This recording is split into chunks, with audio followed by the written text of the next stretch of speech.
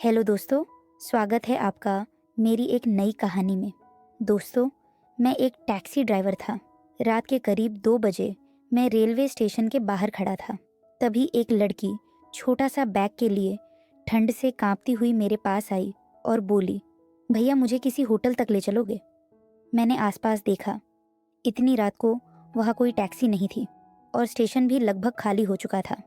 मैंने उससे कहा, मैडम, इस वक्त ज़्यादातर होटल बंद रहते हैं। अगर आप चाहे तो कुछ देर मेरे घर पर आराम कर सकती हैं। सुबह मैं आपको होटल छोड़ दूंगा। लड़की थोड़ी देर सोच में पड़ी, फिर उसने हाँ में सिर हिला दिया। हम टैक्सी में बैठकर निकल पड़े। रास्ता बिल्कुल शांत था। बाहर ठंडी हवा चल रही थी। वह लड़की काफ़ी घबराई हुई लग रही थी। मैंने उससे पूछा, क्या पहली बार इस शहर में आई हो? उसने धीरे से कहा, हाँ, मेरा यहाँ कोई नहीं है। यह सुनकर मुझे भी अजीब लगा, लेकिन मैंने उसे भरोसा दिलाया कि चिंता मत करो और सुबह सब ठीक हो जाएगा। थोड़ी देर बाद हम मेरे घर के पास पहुंच गए। यह एक साधारण सा घर था, क्योंकि मेरे माता पिता उस समय रिश्तेदार की शादी में बाहर गए हुए थे। लड़की घर के अंदर आई और थकान से कुर्सी पर बैठ गई। मैंने उसे पानी दिया और कहा, आप यहीं आराम कर लीजिए, सुबह हम आपके लिए होटल ढूंढ लेंगे। उस वक्त मुझे नहीं पता था कि यही रात मेरी ज़िंदगी की सबसे बड़ी कहानी की शुरुआत बनने वाली है। अब मैं आपको अपने बारे में बताता हूँ। मेरा नाम अमित है। मेरी उम्र 30 साल हो चुकी है, लेकिन अभी तक मेरी शादी नहीं हुई थी। पढ़ाई के बाद मैंने काफ़ी साल नौकरी की कोशिश की, लेकिन कहीं भी ढंग की नौकरी नहीं मिली। आखिरकार मैंने लोन लेकर एक टैक्सी खरीदी और ड्राइवर बन गया। मेरे पापा अच्छी नौकरी करते थे और मेरी माँ स्कूल टीचर थी। वह चाहते थे कि मैं भी किसी अच्छे काम में लगूं, लेकिन मेरी किस्मत ने मुझे यहाँ ला खड़ा कर दिया। मेरी माँ अक्सर मुझे कहती थी, बेटा अब तू 30 साल का हो गया है, शादी कर ले। मैंने हंसकर टाल दिया, क्योंकि मुझे लगता था कि टैक्सी ड्राइवर से कौन लड़की शादी करेगी। तभी एक दिन माँ ने कहा, हमारे गांव में एक लड़की है, बहुत अच्छी। मैं उसकी माँ से बात कर रही हूँ। 2 दिन बाद माँ ने बताया कि लड़की वाले रिश्ते के लिए मान गए हैं और हमें लड़की देखने के लिए बुलाया गया। लेकिन मैंने माँ की बात को टाल दिया। मैंने कहा, मुझे किसी गांव के लड़के से शादी नहीं करनी। मैं तो शहर की किसी मॉडर्न लड़की से शादी करना चाहता हूँ। यह कहकर मैं अपने मम्मी पापा को स्टेशन छोड़ने निकल पड़ा। वे दोनों 2 दिनों के लिए रिश्तेदार की शादी में जा रहे थे। स्टेशन पहुंचते समय रात के करीब 12 बजे बज चुके थे। मैंने सोचा, घर पर कोई नहीं है, इसलिए स्टेशन पर ही रुक जाता हूँ। शायद कोई ट्रेन आए और कोई सवारी मिल जाए। रात में टैक्सी चलाने का फ़ायदा यह होता है कि ट्रैफिक भी नहीं मिलता और किराया भी ज़्यादा मिल जाता था। इसी वजह से मैं अक्सर रात में ही काम करता था। वहीं बैठे बैठे कब मेरी आंख लगी मुझे पता ही नहीं चला। तभी एक लड़की की आवाज़ से मेरी नींद खुली। जब मैंने आंखें खोला तो देखा आसपास कोई दूसरी टैक्सी नहीं थी। शायद कोई ट्रेन आई थी और सारे ड्राइवर सवारी लेकर चले गए थे। मैं अकेला ही वहाँ बैठा था। मैं उस लड़की की तरफ देखने लगा। उसने मुझसे पूछा, चलोगे क्या? मैंने सिर हिलाकर कहा, बताइए, कहाँ चलना है? वह ठंड से कांप रही थी और बाहर बहुत सर्दी थी। वह टैक्सी के अंदर आकर बैठ गई। मैं उससे पूछता रहा कि आपको कहाँ जाना है। कुछ देर वह चुप रही, फिर बोली, मेरे पास जाने के लिए कोई जगह नहीं है। मैं पहली बार इस शहर में आई हूँ और मुझे भी पता नहीं है। यह सुनकर मैं हैरान रह गया। रात के 2 बजे बज रहे थे और इतनी रात में एक अकेली लड़की स्टेशन पर खड़ी थी। मैंने कहा, मैडम, इतनी रात को यूं अकेले रहना ठीक नहीं होता। कोई तो जगह होगी जहां मैं आपको छोड़ सकता हूँ। वह थोड़ी देर चुप रही, फिर बोली, मुझे किसी होटल में ले चलो। उसकी बात सुनकर मैं टैक्सी आगे बढ़ाने लगा। वह लड़की बहुत घबराई हुई और परेशान लग रही थी। मैं उससे फिर पूछा, क्या आपका इस शहर में कोई भी नहीं है जहां मैं आपको छोड़ सकूं? थोड़ा सोचने के बाद उसने कहा, नहीं। मैंने कहा, फिर इस शहर में आप अकेली क्या कर रही हो? इस पर उसने चुप्पी साध ली। मैं भी खामोशी से ड्राइव करने लगा। सड़क बिल्कुल सुनसान थी। उस लड़की पर से मैं अपनी नज़रें नहीं हटा पा रहा था। लुकिंग ग्लास से उसे देखे जा रहा था। अचानक मैं अपने घर की तरफ मुड़ गया। लड़की ने नोटिस नहीं किया।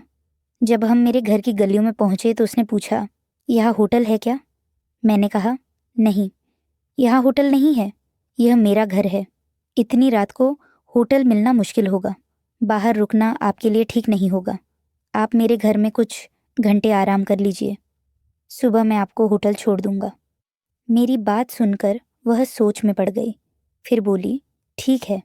शायद वह अपने आप को मेरे साथ सुरक्षित समझ रही थी। मैं उसे घर के अंदर ले आया, लेकिन जब उसने देखा कि घर में कोई नहीं है तो वह थोड़ा घबरा गई। वह आंगन में बैठ गई और बोली, मैं यहीं बैठी हूँ, आप आराम कर लीजिए। वह बहुत थकी हुई लग रही थी, शायद बहुत दूर से आई थी। मैंने उससे कहा, आप बहुत थकी हुई लग रही है, अंदर कमरे में जाकर आराम कर लीजिए। वह मेरी तरफ देखती हुई अंदर चली गई। उसने कहा, आपका बहुत बहुत शुक्रिया। अगर आपने मदद ना की होती तो मैं पता नहीं क्या करती। घर के अंदर जाकर वह थोड़ी सहमी हुई थी, क्योंकि वहाँ हम दोनों के अलावा कोई नहीं था। मैं भी असमंजस में खड़ा था। मेरे मन में बहुत सी उलझी हुई बातें चल रही थी।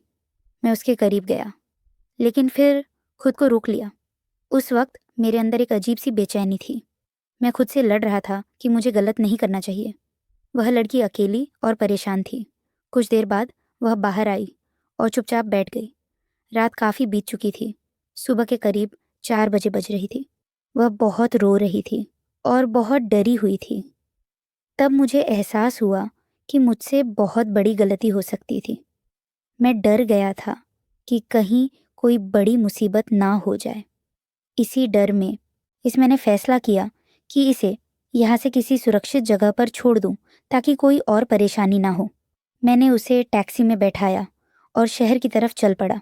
रास्ते भर मैं यही सोचता रहा कि यह सब मेरी जिंदगी को बदल सकता है।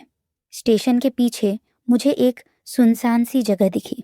मैंने गाड़ी रोकी और उससे कहा, आप यहाँ से आगे निकल जाइए, यहाँ से स्टेशन पास है।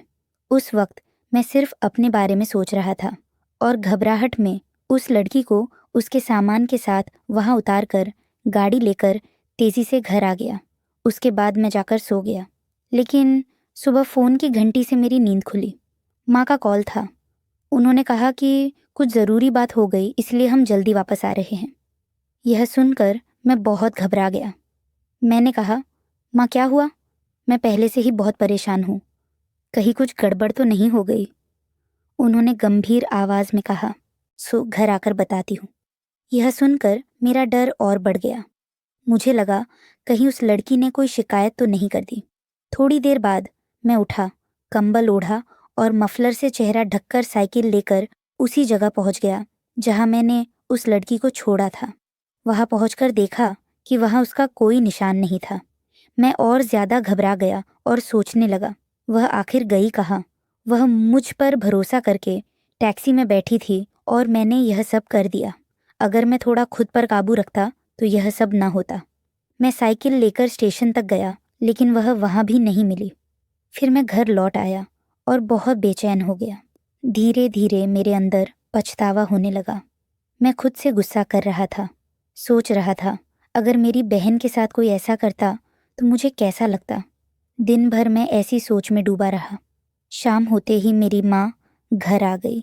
उन्हें देखते ही मेरा दिल जोर जोर से धड़कने लगा।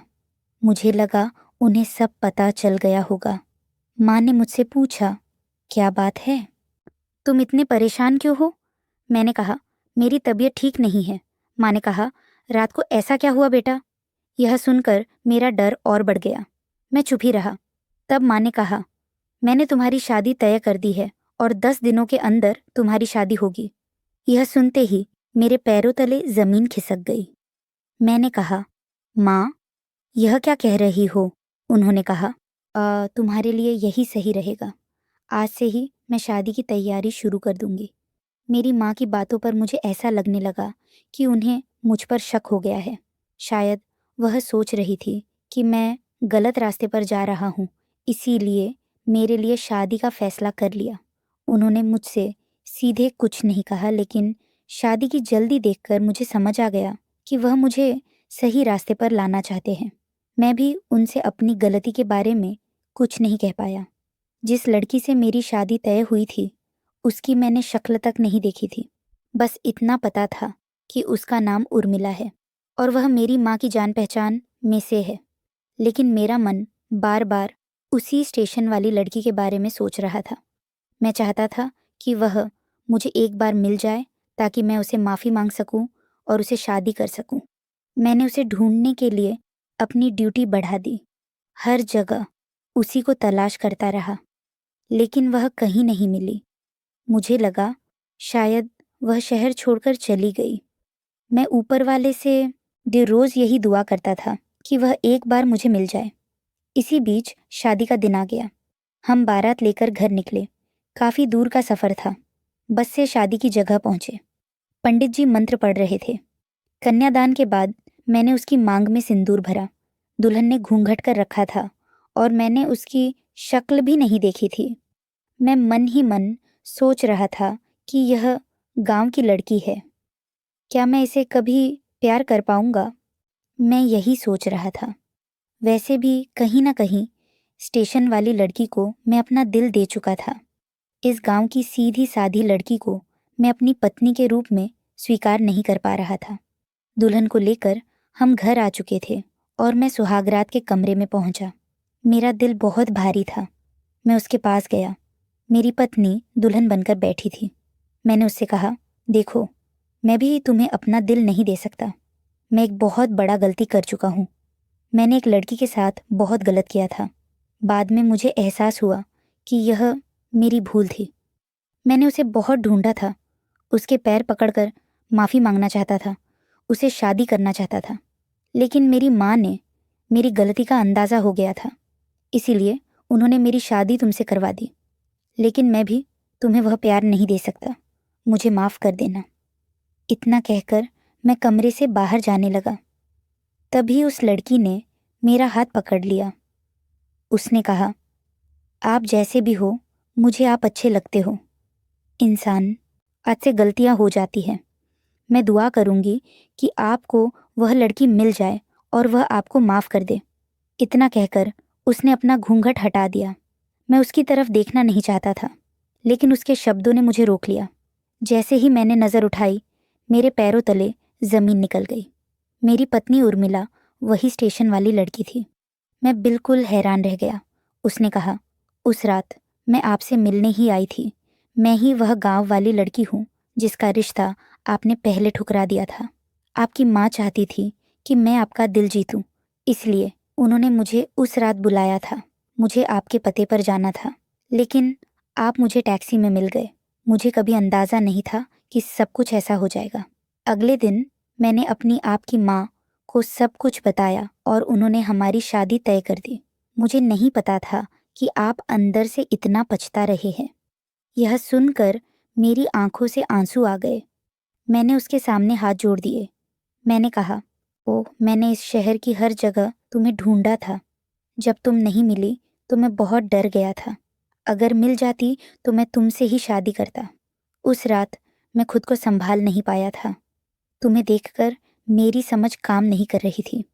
मैंने अपनी ज़िंदगी में तुम जैसी लड़की कभी नहीं देखी। मुझे बहुत अफसोस है कि मैंने कभी तुम्हारा रिश्ता ठुकराया था। यह सुनकर मेरी पत्नी ने मुझे माफ़ कर दिया और हम दोनों एक दूसरे के करीब आ गए। दोस्तों, आपको यह कहानी कैसी लगी? अगर आपको यह कहानी अच्छी लगी हो तो चैनल को ज़रूर सब्सक्राइब